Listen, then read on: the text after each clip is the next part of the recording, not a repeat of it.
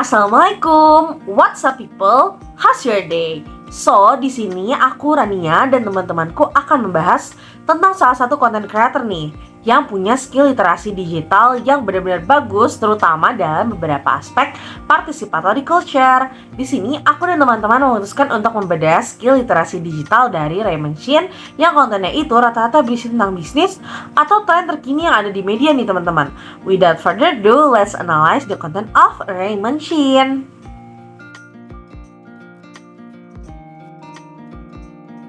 Jadi, Raymond Chin aktif menggunakan platform TikTok untuk membagikan pendapat dan hasil pemikirannya mengenai apa saja yang sedang tren di internet, terutama dalam bidang bisnis. Namun, dia berbeda dengan konten kreator lainnya. Dia memang membahas apa yang sedang naik di internet, namun dia menjelaskannya dengan fakta dan data yang aktual. Dia menganalisis dan meringkas semua fakta yang ada, lalu ia sampaikan kepada para netizen di TikTok melalui kontennya, tanpa mengubah data yang ada. Namun kontennya tetap bisa diterima loh dengan mudah oleh netizen karena pengolahan kata dan penyampaian dari Raymond Chin ini sangat bagus. Contohnya dalam beberapa video yang bisa kalian nonton langsung di platform TikToknya dengan judul-judul seperti ini. Menurut kalian, Raymond Chin ini menguasai skill literasi digital apa sih teman-teman? Ya, betul sekali. Raymond Chin menguasai skill literasi digital, distribution, cognition. Seperti ini. Oke, selanjutnya mari kita bahas tentang bagaimana Raymond Chin menggunakan skill literasi participatory culture dalam kontennya, terutama melalui aspek play atau permainan. Jadi, apa yang dia lakukan adalah dia menciptakan konten yang tidak hanya menarik untuk ditonton, tapi juga mengajak penontonnya untuk ikut terlibat dalam konten tersebut, seperti menjawab pertanyaan, melakukan tantangan, atau memberikan masukan. Jadi, Raymond itu benar-benar jago banget dalam menyelesaikan masalah secara sistematis. Setiap videonya tuh kayak bungkus keseruan dan pengetahuan yang bikin kita jadi makin pinter. Raymond Chin selalu ngasih tahu fakta-fakta dengan jelas dan bisa bikin penonton tertarik. Dia juga suka ceritain pendapatnya sendiri tentang topik yang dibahas. Oke, mari kita bahas tentang bagaimana Raymond Chin bikin konten dengan topik yang sama di setiap platform, tapi dengan gaya yang berbeda-beda juga. Jadi, dia punya kesadaran untuk ngasih konten yang sesuai dengan penonton di setiap platformnya. Di TikTok, dia bisa ngasih tahu penontonnya tentang fakta-fakta yang bakal terjadi di masa depan kalau IKN itu bakal terwujud.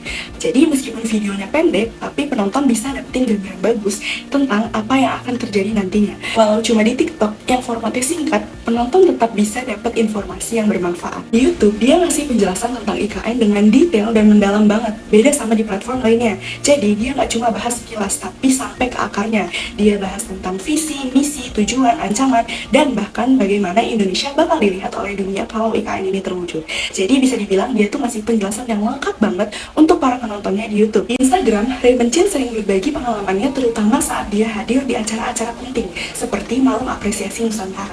Yang bikin beda dengan platform lainnya, Raymond itu selalu mengemas cerita pengalamannya dengan sangat personal, termasuk ketika dia berkesempatan bertemu langsung dengan Pak Jokowi.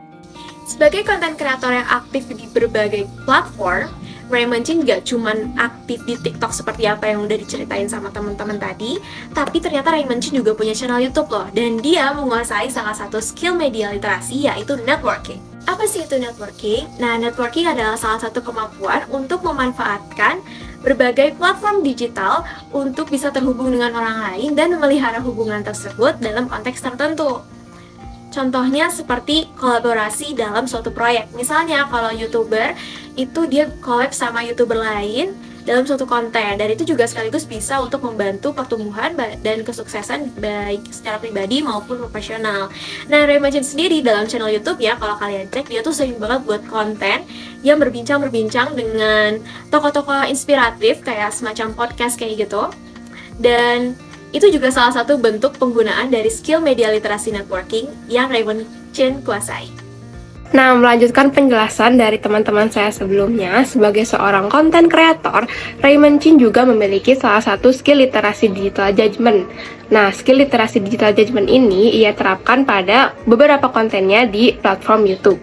Beberapa contoh konten tersebut diantaranya yaitu pada konten Raymond Chin yang membahas terkait perusahaan Mixu dan juga konten Raymond Chin yang membahas terkait Taylor Swift. Nah, pada konten Raymond Chin yang membahas terkait perusahaan Mixu ini, ia menjelaskan bahwa perusahaan Mixu bukanlah hanya sekadar perusahaan es krim, tetapi merupakan salah satu perusahaan supply chain.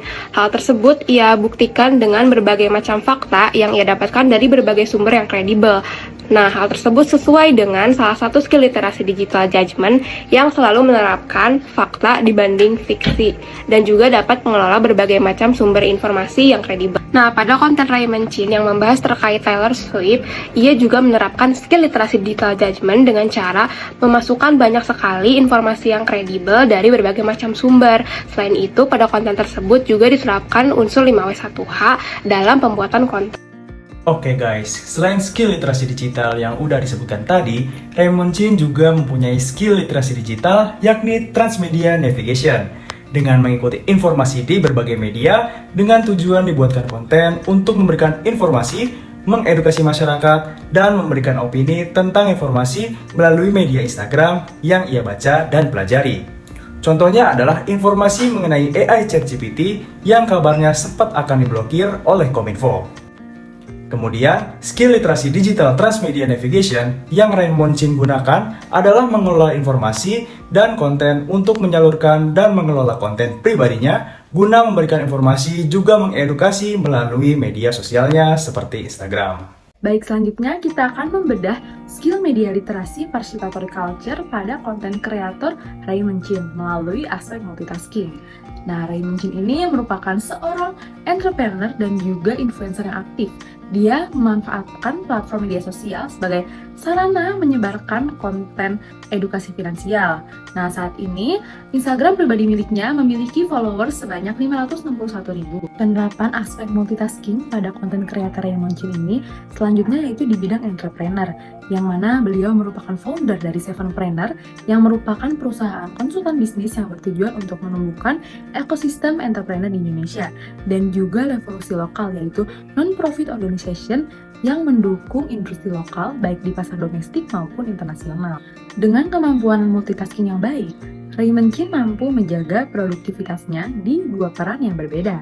Kemampuan multitasking ini memungkinkannya untuk secara efektif memanfaatkan waktu dan juga sumber daya yang terbatas untuk mencapai tujuan-tujuan yang dia tetapkan dalam karirnya sebagai seorang influencer dan entrepreneur. Oke, mungkin sekian yang dapat kami paparkan melalui analisis skill media literasi participatory culture dari konten kreator Raymond Chin.